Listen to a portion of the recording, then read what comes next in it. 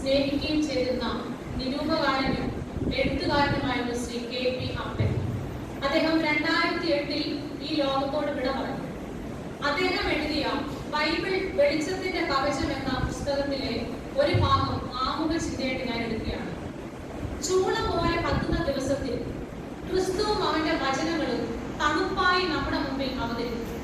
അതുകൊണ്ട് മരക്കുരിശും മുൾക്കിരീടവും ആഴിപ്പഴുതുള്ള കരങ്ങളും നമ്മുടെ മനസ്സിൽ മായാതെ നിൽക്കും. അപ്പോഴും ക്രിസ്തുവിന്റെ വചനങ്ങളെ അനുസരിക്കുവാനോ അവന്റെ വാഗ്ദാനങ്ങളെ അവകാശമാക്കുവാനോ മനുഷ്യർ പലപ്പോഴും മറന്നുപോകുന്നു. അതുകൊണ്ട് ക്രിസ്തു നട്ട ഭൂമിയിൽ നിന്ന് നാം പിഴുതെറിയപ്പെടുന്നു. അദ്ദേഹത്തിന്റെ ഈ വാക്കുകൾ എത്ര അർത്ഥവത്തായിട്ടാണ് കുറച്ചു കാലങ്ങളായി, വർഷങ്ങളായി നമ്മുടെ ചുറ്റും നാം കാണുന്നത്. നാം ദൈവ ഇഷ്ടത്തിന് വിരുദ്ധമായ നമ്മുടെ ജീവിതം കൊണ്ടും നാം ക്ഷണിച്ചു വരുത്തുന്ന പ്രകൃതി ദുരന്തം കൊണ്ടും ഒരു രാത്രിയിൽ സുഖമായി ഉറങ്ങിക്കിടന്ന ഒരു ഗ്രാമത്തെ പിറ്റേന്ന് ഒരു വീട് പോലും അവശേഷിപ്പിക്കാതെ ആ ഗ്രാമം എന്തെന്ന് പോലും അറിയാതെ ഒറ്റ രാത്രിയിൽ പിഴുതെറിയപ്പെട്ടില്ലേ? കോവിഡ് എന്ന മഹാമാരി സമ്പന്നനെന്നോ ദരിദ്രനെന്നോ അധികാരിയായ മനുഷ്യൻ അലങ്കരിച്ചിരുന്നവരെ പിഴുതെടുത്ത് കളഞ്ഞത്, അതും ഒരു ചെറിയ വൈറസ്. അതുപോലെ ലഹരികൾക്ക് അടിമപ്പെട്ട് കുടുംബങ്ങളിൽ നടത്തുന്ന കൂട്ടക്കൊലപാതകങ്ങൾ, എന്തിനേറെ രാജ്യങ്ങൾ തമ്മിലുള്ള യുദ്ധങ്ങൾ മൂലം ആഹാരവൃത്തൻ ജനങ്ങൾ ഭൂമിയിൽ നിന്ന് പിഴുതെറിപ്പെടുകയാണ്. അദ്ദേഹം ഇത് 2008 അദ്ദേഹം വിട പറയുന്നതിന് വളരെ കാലം മുമ്പ് എഴുതിയതാണ് ഈ പുസ്തകത്തിൽ. ഇതാണ് ഇപ്പോൾ ഈ കുറഞ്ഞ അടുത്ത കാലങ്ങളായിട്ട് നമ്മൾ കണ്ടുകൊണ്ടിരിക്കുന്നത്. ഇത്തരം കൊടുങ്കാറ്റുകളുടെ മധ്യത്തിലും നാം ഇന്ന് പിഴുതെറിയപ്പെടാതെ ഇന്ന് ഈ ദേവാലയത്തിലായിരിക്കുന്നത് നമ്മുടെ ആരുടെയും ശ്രേഷ്ഠതയോ കഴിവോ ഒന്നും മാത്രമല്ല, കുരിശിന്റെ സുവിശേഷം മറ്റുള്ളവർക്ക് പകർന്നു നൽകുവാനാണ്. ഇനിയെങ്കിലും ആ കാട്ടത്തെയോട് അത്തിയോട് യേശുദാസൻ പറഞ്ഞതുപോലെ ഇനിയെങ്കിലും ഞാൻ നിന്നിൽ നിന്ന് എന്തെങ്കിലും നല്ല ഫലം പുറപ്പെടുവിക്കുമെന്ന് നോക്കുവാൻ വേണ്ടി ഒരു വെള്ളിയാഴ്ച കൂടി നമുക്ക് ദൈവം തന്നിരിക്കുകയാണ്. അതിന് പ്രകാരമാണ് നമ്മൾ ഇവിടുന്ന് കൂടിയിരിക്കുന്നത്. നമ്മുടെ പൂർവ്വീയ പിതാക്കന്മാരെയൊക്കെ അനുസ്മരിച്ച് അവരുടെ അനുഗ്രഹ ആശംസകളൊക്കെ ഏറ്റുവാങ്ങി നിരപ്പിന്റെ ശുശ്രൂഷ നടത്തി കാനാവിലെ കല്യാണ വിരുന്നിന് നമ്മുടെ യാത്ര ആരംഭിച്ചു. വന്ന വഴികളിൽ നമ്മൾ സൗഖ്യദാനത്തിന്റെ വിവിധ കൂതാശകളൊക്കെ പങ്കെടുത്തു. അതിനുശേഷം ഓശാന വീതിയിലൂടെ സഞ്ചരിച്ചു. പെസഹ പെരുന്നാളിൽ മർക്കോസിന്റെ മാളിയിൽ ഒരുക്കിയ അതിന് തുല്യമായി നമ്മൾ വിശുദ്ധ കുർബാന സംബന്ധിച്ച് വിശുദ്ധ കുർബാന അനുഭവിച്ച് ഇനി ഉയർപ്പിന്റെ പ്രത്യാശയിലെത്താൻ ഇനി വെറും 3 ദിവസങ്ങൾ മാത്രം ബാക്കി നിൽക്കെ ഇന്ന് നാം എത്തിയിരിക്കുന്നത് ഗോൽഗോഥ മലയിലെ കുരിശിൻ ചുവട്ടിലാണ്. ഇത്രയും സഹനങ്ങളൊക്കെ താണ്ടി നാം ഇവിടെ വന്നപ്പോൾ നാം കാണുന്ന കാഴ്ച എന്ന് പറയുന്നത് നമ്മുടെ കണ്ണിൽ ഒട്ടും കുളിർമയില്ലാത്ത കാഴ്ചയാണ്. എന്തായിരുന്നു ആ കാഴ്ച നമുക്കറിയാം. പ്രപഞ്ചത്തെ മുഴുവൻ സ്നേഹത്തിന്റെയും സമഭാവനയുടെയും ത്യാഗത്തിന്റെയും ഒക്കെ മാതൃക കാണിച്ചു തന്ന പാപമില്ലാത്തവനായ യേശുദാസൻ പാപികളായ നമുക്ക് ഓരോരുത്തർക്കും വേണ്ടി ഇരുകരങ്ങളും ആണികളാൽ അടിയേറ്റ് 2 ദുഷ്പ്രവൃത്തികളുടെ നടുവിൽ തൂക്കപ്പെട്ടിരിക്കുന്ന അതിദയനീയമായ കാഴ്ച.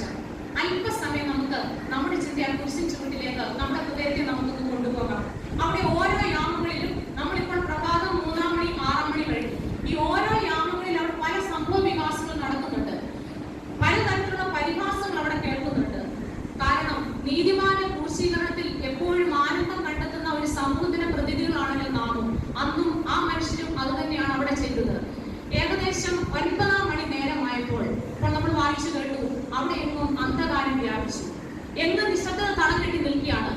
കേൾക്കുന്നത് 2 ദുഷ്പ്രവൃത്തി കാണിച്ചത് ദീനരോധനങ്ങൾ. ഈ ദീനരോധനങ്ങൾക്ക് നടുവിൽ നിന്നുകൊണ്ട് യേശു തമ്പുരാൻ തന്റെ സ്വന്തം മാതൃഭാഷയായ അറമായ ഭാഷയിൽ ഇപ്രകാരം പറഞ്ഞു, ഏലി ഏലി ലമാ ശബക്താനി. ഇത് വിശുദ്ധ മത്തായിയുടെ സുവിശേഷം 27-ാം അധ്യായം 46-ാം വാക്യത്തിലും മർക്കോസിന്റെ സുവിശേഷം 15-ാം അധ്യായം 34-ാം വാക്യത്തിലും പറയുന്നുണ്ട്. പക്ഷെ മർക്കോസിന്റെ സുവിശേഷത്തിൽ ഏലി ഏലി എന്നതിന് പകരം ഏലോഹി ഏലോഹിം എന്നാണ്. എന്താണ് ഇതിന്റെ അർത്ഥം നമുക്കറിയാം. എന്താണ് അർത്ഥം? എന്റെ ദൈവമേ നീ എന്നെ കൈവിട്ടതെന്തെന്ന്. ഒരു തിരസ്കരണത്തിന്റെ അത് ഒരു കൈവിടപ്പെടലിന്റെ വേദനയാണ് നമുക്ക് ഈ വാക്യം വായിക്കുമ്പോൾ മനസ്സിലാവുന്നത്. യേശുദാസന്റെ ജീവിതത്തെ സംബന്ധിച്ചിടത്തോളം നമ്മൾ നോക്കുമ്പോൾ ഈ തിരസ്കരണവും പരിഹാസവും ഒക്കെ ജനനം മുതൽ തന്നെ ആരംഭിച്ചതാണ്. കാരണം ജനിക്കുവാൻ ഇടമില്ലാതെ പല സ്ഥലങ്ങളിൽ പോയി കുട്ടി അവിടെ നിന്നെല്ലാം കൈവിട്ട അവസാനം പുൽക്കൂടിൽ അഭയം പ്രാപിച്ചു. പരസ്യ ശുശ്രൂഷാ വേളയിൽ മഹാപുരോഹിതന്മാരുടെയും പരീക്ഷന്മാരുടെയും സാധുക്കളുടെ ഒക്കെ പരിഹാസങ്ങൾ ഏറ്റുവാങ്ങി. യേശുദാസന്റെ ജീവിതത്തിൽ ഇത് സ്ഥിരമായി നടന്നുകൊണ്ടിരുന്ന അനുഭവമാണ് ഈ തിരസ്കരണവും പരിഹാസവും ഒക്കെ. ഇപ്പോൾ ഇതാ കുരിശിൽ കിടന്നിട്ടും വിലപിക്കുകയാണ്, എന്റെ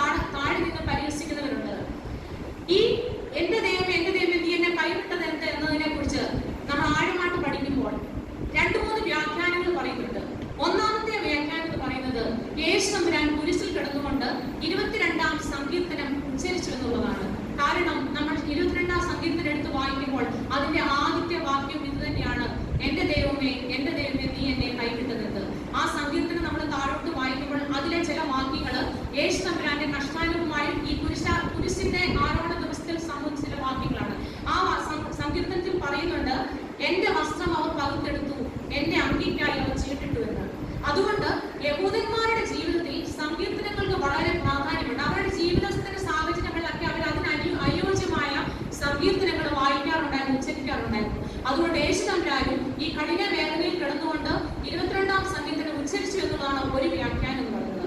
രണ്ടാമത്തെ തലം എന്ന് പറയുന്നത് എന്തുകൊണ്ടാണ് പിതാവാൻ ദൈവം തന്റെ ഏകജാതനായ പുത്രനെ കുരിശിൽ കൈവിട്ടത് എന്നുള്ളതാണ്.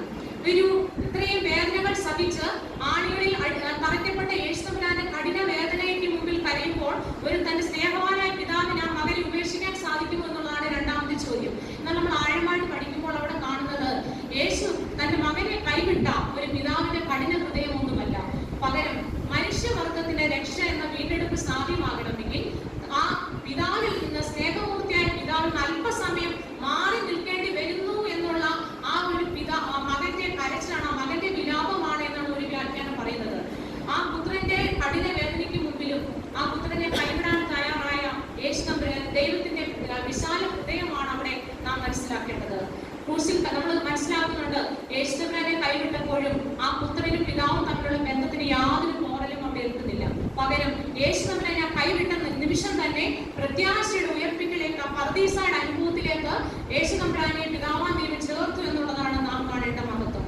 പഴയ നിയമത്തിൽ നാം കാണുന്നുണ്ട്, മോറിയ മലയിൽ അബ്രഹാം തന്റെ ഏകജാതനായ പുത്രനെ ഇസ്ഹാക്കിനെ ബലിയർപ്പിക്കാൻ കൊണ്ടുപോകുന്നുണ്ട്. അപ്പോൾ പോകുന്ന വഴിയിൽ ഈ മകൻ ചോദിക്കുന്നുണ്ട്, അപ്പ വിറകുണ്ട്, തീയുണ്ട്, പക്ഷെ യാഗപീഠത്തിലുള്ള വസ്തു ഇവിടെ. അപ്പോൾ ഈ പിതാവ് ഉള്ളിൽ വളരെയധികം വേദന സഹിച്ചുകൊണ്ട് പറയുന്നുണ്ട്, മകനെ അത് ദൈവം കരുതിക്കൊള്ളും. പിന്നീട് നടന്ന് എന്താണെന്ന് നമുക്കറിയാം. ദൈവത്തിന്റെ പദ്ധതി അവിടെ വെളിപ്പെടുകയാണ് ചെയ്തത്. അപ്പോൾ ആ പിതാവാ ദൈവത്തിന്റെ അതുല്യ സ്നേഹത്തിന് മുന്നിൽ അബ്രഹാം അനുസരണയോടെ നിന്നപ്പോൾ ആ തന്റെ വിശ്വാസികളുടെ പിതാവായിട്ട് അബ്രഹാം മാറുകയാണ് ചെയ്തത്. അതുപോലെ തന്നെ നമ്മുടെ ജീവിത യാത്രയിലും ഇത്തരം സാഹചര്യങ്ങൾ, ചില കൈവിടപ്പെടലുകളുടെ അനുഭവം നമ്മുടെ ജീവിതത്തിൽ ഉണ്ടാകാത്തവരെ ആരും കാണുന്നില്ല. എന്നാൽ ആ കൈവിട്ടു പോകുമ്പോഴും ഒരു തിരിച്ചുവരവിനുള്ള പദ്ധതി അല്ലെങ്കിൽ ഒരു ദൈവിക പദ്ധതി നമ്മുടെ ജീവിതത്തിൽ വെളിപ്പെടുവാനായിട്ടുള്ള ഒരു കൈവിടപ്പെടലാണ് എന്നുള്ള തിരിച്ചറിവാണ് നമുക്ക് ഉണ്ടാകേണ്ടത്. അതുകൊണ്ടാണ് സുവിശേഷത്തിൽ പറയുന്നത്, ഗോതമ്പ് മണി നിലത്ത് വീണ് ചാകുന്നില്ല എങ്കിൽ അത് തനിയായിരിക്കും, ചത്തുവെങ്കിലോ വിളവുണ്ടാകും. അപ്പോൾ ചില കൈവിടപ്പെടലുകൾ നമ്മുടെ ജീവിതത്തിൽ അനിവാര്യമാണ്. അതോടൊപ്പം തന്നെ വളരെ പ്രധാനമാണ്, ചേർത്ത് പിടിക്കേണ്ട, ഒരിക്കലും കൈവിട്ട് കളയാൻ പാടില്ലാത്ത ചില കാര്യങ്ങളുണ്ട്. അവ നാം കൈവിട്ട് കളഞ്ഞാൽ നമ്മുടെ ജീവിതത്തിൽ നഷ്ടങ്ങൾ മാത്രമേ ഉണ്ടാകുകയുള്ളൂ. ഇന്ന് അല്പസമയത്ത് ചിന്തയ്ക്കാണ് ഞാൻ ആഗ്രഹിക്കുന്നത് തന്നെയാണ്, യേശു തമ്പുരാന്റെ കഷ്ടാനുഭവവുമായി ബന്ധപ്പെട്ട് ശിഷ്യന്മാരുടെ ജീവിതത്തിൽ നിന്ന് കൈവിട്ടു പോയ 3 കാര്യങ്ങളെ കുറിച്ച്. അതായത് ചേർത്ത് പിടിക്കേണ്ട 3 കാര്യങ്ങൾ ശിഷ്യന്മാർ കൈവിട്ട് കളഞ്ഞപ്പോൾ അത് യേശു തമ്പുരാനിൽ വളരെയധികം വേദന ഉളവാക്കി. അപ്പോൾ ആ ചേർത്ത് പിടിക്കേണ്ട കാര്യങ്ങളുണ്ട്. ചില കൈവിടപ്പെടലുകൾ നമ്മുടെ ജീവിതത്തിൽ അനിവാര്യമാണെങ്കിൽ ചേർത്ത് പിടിക്കേണ്ട ചിലത് നമ്മൾ കൈവിട്ടാൽ നമ്മുടെ ജീവിതത്തിൽ പരാജയമാവും. അപ്രകാരം യേശു തമ്പുരാൻ ഈ പീഡാനുഭവ ആഴ്ചയിൽ ശിഷ്യന്മാരുടെ ജീവിതത്തിൽ നഷ്ടപ്പെട്ട 3 കാര്യങ്ങൾ. ഒന്നാമത്തെ ചിന്ത എന്ന് പറയുന്നത് കൈവിടപ്പെട്ട ആയുധം. വിശുദ്ധ മത്തായിയുടെ സുവിശേഷം 26-52 വാക്യത്തിൽ പറയുന്നുണ്ട്, യേശു അവനോട് വാൾ ഉറയിലിടുക, വാൾ എടുക്കുന്നവൻ വാളാൽ നശിച്ചു പോകുന്നത്. ഈ സന്ദർഭം നമുക്കറിയാം. യേശു തമ്പുരാൻ ഗെത്സമന തോട്ടത്തിൽ പ്രാർത്ഥിക്കാൻ പോയിട്ട് ഇറങ്ങി വരുമ്പോൾ യൂദായുടെ നേതൃത്വത്തിൽ മഹാപുരോഹിതന്മാരും പടയാളികളും യേശുവിനെ പിടിക്കാൻ അവിടെ കാവൽ നിൽക്കുകയാണ്. അപ്പോൾ യേശു തമ്പുരാനെ കണ്ട ഉടനെ യൂദ പോയി ചുംബിക്കുന്നു. ചുംബിച്ചത് കണ്ടപ്പോൾ ഉടനെ തന്നെ പടയാളികൾ വന്ന് യേശുവിനെ പിടിക്കുകയാണ്. ഇത് കണ്ടപ്പോൾ ആവേശം പൂത്ത ഒരു ശിഷ്യൻ തന്റെ കയ്യിൽ നിന്ന് വാൾ ഊരി ആ മഹാപുരോഹിതന്റെ ദാസിന്റെ ചെവി അറുക്കുകയാണ്. ഈ സന്ദർഭത്തിലാണ് യേശു തമ്പുരാൻ ശിഷ്യനെ ശാസിച്ചുകൊണ്ട് പറയുന്നത്, വാൾ ഉറയിലിടുക, വാൾ എടുക്കുന്നവൻ വാളാൽ നശിച്ചു പോകും. കാരണം തന്റെ ഗുരുവിനുണ്ടായ ആക്രമത്തിൽ തന്റെ ഗുരുവിനെ പിടിക്കുന്നത് കണ്ടപ്പോൾ അതിനെ പ്രതിരോധം സൃഷ്ടിക്കുവാൻ വേണ്ടി തന്റെ കയ്യിലിരുന്ന വാളെടുത്ത് പ്രതിരോധിക്കാൻ ശ്രമിച്ചു. പക്ഷെ നടന്നില്ല. കാരണം ആ ആയുധത്തെ താഴെയിടേണ്ടി വന്നു. കാരണം തലേ ദിവസം യേശു തമ്പുരാൻ അവരോട് പറഞ്ഞിരുന്നു, പ്രാർത്ഥിക്കാൻ പോകുന്നതിന് പരീക്ഷയിൽ അകപ്പെടാതിരിക്കാൻ ഉണർന്നിരുന്ന് പ്രാർത്ഥിപ്പിക്കുന്നു. ഈ ശിഷ്യന്മാർക്ക് യേശു തമ്പുരാനോട് നടന്നപ്പോഴൊക്കെ പ്രാർത്ഥന എന്ന ആയുധത്തിന്റെ ശക്തിയെ കുറിച്ച് പല പ്രാവശ്യം ഉദ്ബോധിപ്പിച്ചതാണ്. ഇവര് കൂടെ നടന്നതെല്ലാം കണ്ടു മനസ്സിലാക്കിയവരാണ്. എന്നാൽ ഉറക്കത്തിന്റെ ആലസ്യം കാരണം ഈ ശിഷ്യന്മാർ യേശു തമ്പുരാൻ പ്രാർത്ഥിക്കുവാൻ പോയപ്പോൾ സുഖമായി ഉറങ്ങി എഴുന്നേറ്റ് വന്നപ്പോഴാണ് യേശു തമ്പുരാനെ പിടിക്കുന്നത്. അപ്പോൾ പ്രാർത്ഥന എന്ന ആയുധത്തെ കൈവിട്ട് കളഞ്ഞപ്പോൾ ആ പകരം വെക്കുന്ന ആയുധവും വാൾത്തലയും നമുക്ക് കളയേണ്ടി വന്നു. 40 ദിവസത്തെ ഉപവാസത്തിന് ശേഷം മരുഭൂമിയിൽ യേശു തമ്പുരാനെ പരീക്ഷിക്കുവാൻ പിശാച് വന്നപ്പോൾ യേശു തമ്പുരാൻ ഒറ്റയ്ക്കേ ഉള്ളായിരുന്നു. യേശു തമ്പുരാന്റെ കയ്യിൽ ഉരുപ്പിടിച്ച വാളൊന്നുമില്ലായിരുന്നു. പകരം ദൈവവചനം എന്ന ആത്മാവിന്റെ വാളുണ്ടായിരുന്നു. ആ ആത്മാവിന്റെ വാൾ ഉപയോഗിച്ചും പ്രാർത്ഥന എന്ന ആയുധത്തിന്റെ ശക്തി ഉപയോഗിച്ചുമാണ് പിശാചിനെ യേശു തമ്പുരാൻ ഒറ്റയ്ക്ക് നേരിട്ടത്. ഈ കാര്യങ്ങളെല്ലാം അറിയാമായിരുന്ന ശിഷ്യനാണ് പ്രാർത്ഥന എന്ന ആയുധത്തിന്റെ പ്രാധാന്യം മറന്നു കളഞ്ഞുകൊണ്ട് ഉരുപ്പിടിച്ച വാളുമായിട്ട് നിൽക്കേണ്ടി വന്നത്. ഇത് യേശു തമ്പുരാനെ വളരെയധികം വേദനയുള്ളതാക്കി.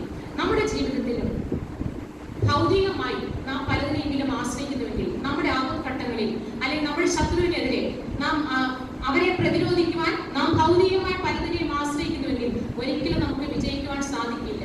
പ്രാർത്ഥന എന്ന ആയുധം നമ്മുടെ കയ്യിൽ ഇല്ലാതെങ്കിൽ, ദൈവവചന ആത്മാവിന്റെ വാൾ നമ്മുടെ കയ്യിൽ ഇല്ല എങ്കിൽ, നമ്മൾ ഏത് ഭൗതികമായ എന്ത് ആയുധങ്ങളെ സ്വീകരിച്ചാലും നമുക്കതിൽ വിജയിക്കാൻ സാധിക്കില്ല. മല്ലനായ ഗോലിയാത്തിന്റെ ദാവീദിന്റെ കഥ അറിയാമല്ലോ. ദാവീദിന്റെ ഉണ്ടായിരുന്ന ഒരു ചെറിയ കല്ല് മാത്രമേ ഉള്ളൂ, എന്നാൽ ഗോലിയാത്തിന്റെ ധാരാളം ആയുധങ്ങൾ ഉണ്ടായിരുന്നു. പക്ഷേ ദാവീദ് ആ ഒരു ചെറിയ കല്ലുകൊണ്ട് മാത്രമല്ല ഗോലിയാത്തിനെ പരാജയപ്പെടുത്തത്. പകരം ദൈവത്തിന്റെ കൃപയിൽ ആശ്രയിച്ചുകൊണ്ട് ആ പ്രാർത്ഥന എന്ന ശക്തി മുന്നിൽ പിടിച്ചുകൊണ്ട് ആ ചെറിയ കല്ല് ഉപയോഗിച്ചപ്പോഴാണ് മല്ലനായ ഗോലിയാത്തിനെ പരാജയപ്പെടുത്താൻ ദാവീദിന് സാധിച്ചത്.